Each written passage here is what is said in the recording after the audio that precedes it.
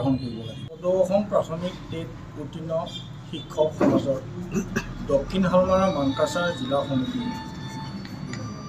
সৰ্বশিক্ষাৰ অধীনৰ 40,000 শিক্ষকক প্ৰাপ্য আদায়ৰ দাবীত আমি এই সংবাদমেল আয়োজন কৰিছোঁ।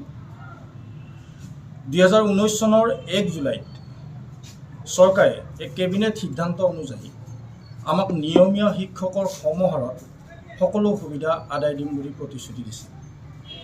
কিন্তু দেখা গ'ল 2019 চনৰ 1 জুলাইৰ পৰা আজিলৈকে নিয়মীয়া শিক্ষকসকলে মৰগীয়া হাৰ 31% লাভ কৰি আছে।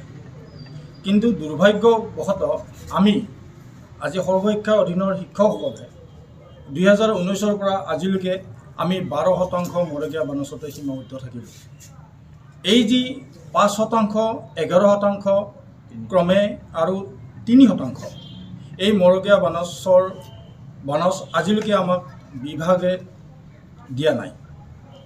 গতিকে আমি চৰকাৰ তথা বিভাগক আৰু আমাৰ সন্মানীয় মুখ্যমন্ত্ৰী ডাঙৰীয়াৰ হস্তক্ষেপত এই ডিচেম্বৰ মাহতেই আমি যাতে মৰগীয়া বানচ লাভ কৰিব পাৰোঁ, তাৰ কাৰণে আমি দক্ষিণ শালমাৰা জিলা কমিটিয়ে আহ্বান জনাম। ইয়াৰ উপৰি অন্যান্য কিছুমান নিয়মীয়া শিক্ষকৰ যিটো মৃত্যুকালীন সুবিধা, NPSৰ সুবিধা, ছাৰ্ভিচ বুক, লগতে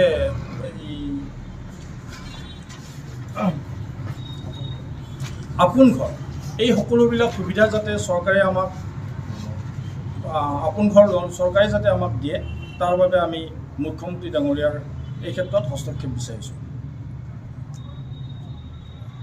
যদিহে আমাক এই ডিচেম্বৰ মাহতে মৰগীয়া বানচৰ সুবিধা বা যিখিনি মৰগীয়া বানচ আমাক নিদিয়ে, তেতিয়াহ'লে অহা জানুৱাৰী মাহতে আমি ইয়াতকৈ আৰু তীব্ৰ গণতান্ত্ৰিক আন্দোলনৰ ব্যৱস্থা গ্ৰহণ কৰিম।